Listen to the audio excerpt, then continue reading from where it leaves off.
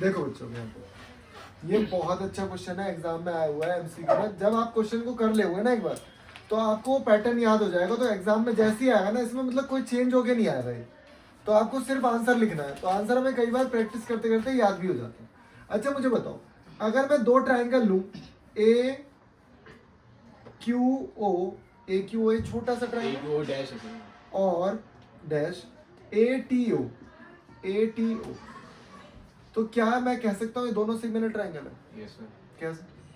वहाँ पे एक 90 ईच हो गया, ये 90 ईच हो गया और एंगल ए कॉमन हो गया, मतलब एंगल सिमिलरिटी से ये चीजें क्या हो गई, दोनों ट्राइंगल कॉन्ग्रुएंट हो गए। तो मैं ये भी कह सकता हूँ कि ए क्यू अपॉन ए टी, मतलब इस वाले ट्राइंगल की ये साइड और इस वाले बड़े वाले ट्राइंगल की ये वाली side is equal to A O upon A O dash sorry और ए ओ, मतलब ये अपॉन ये पूरा। समझ रही हो कि छोटे वाले ट्रायंगल की साइड ली, फिर बड़े वाले ट्रायंगल की साइड ली, और फिर छोटे वाले ट्रायंगल की ये साइड और फिर बड़े वाले ट्रायंगल की साइड। अभी मुझे निकालना क्या है ये।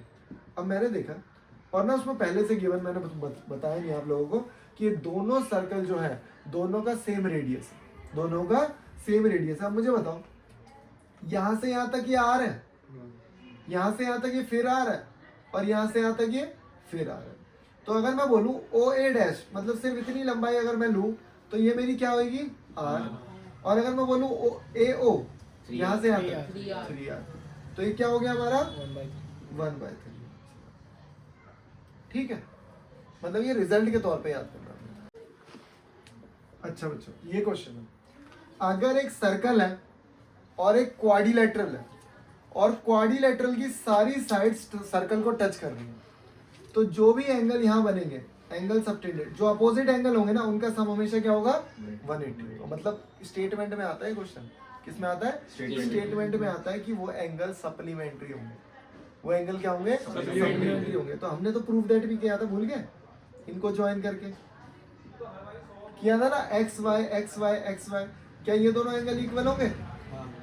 वही वाला किया था ना खूब सारे, फिर 8 चीजों को ऐड कर देते थे। वही है, वो थ्योरम है और ये हमने उसका रिजल्ट यूज किया है।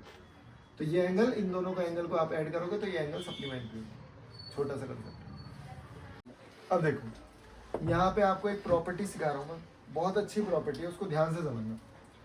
इस प्रॉपर्टी का प्रूफ भी आता है, लेकिन अभी तो हम एमसीक्यू कर रहे हैं तो उस तरीके से सीखेंगे। बस ये याद रखना कि अगर ये एंगल मुझे दे रखा 50, तो एक जो अंदर ट्रायंगल बन रहा है उसका भी एक एंगल 50 होगा, उसका एक एंगल 50 होगा, लेकिन 3 एंगल में से कौन सा 50 होगा वो समझना। इस वाली साइड पे कितना बन रहा है? 50 बन रहा है। इस वाली साइड के अलावा जो एंगल बन रहा होगा वो 50 होगा। मतलब आप ये कह सकते हो कि जो अपोजिट एंगल है वो 50 होगा, इसका जो अपोजिट है। ठीक है, अगर मैं बोलूँ ये एंगल 70 डिग्री का है तो ये वाला 70 डिग्री का होगा। अच्छा, तीनों को सम करके ये वाला एंगल निकाल सकता हूँ, 60 आएगा, और इन तीनों को सम करके भी निकाल सकता हूँ तो भी 60 आ रहा है। समझे?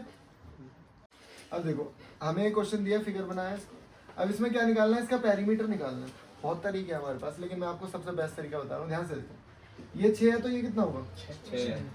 ये 5 है तो ये कितना होगा? 5। ये 4 है तो ये कितना होगा? तो आपको कुछ नहीं करना था, जो वैल्यूज आपको दे रखी है उनको डबल ऐड कर दो। तो हमें कितना दे रखा था? 6 4 10 5 15 का डबल 30 आ गया आंसर। तो दिमाग ही नहीं लगाना था।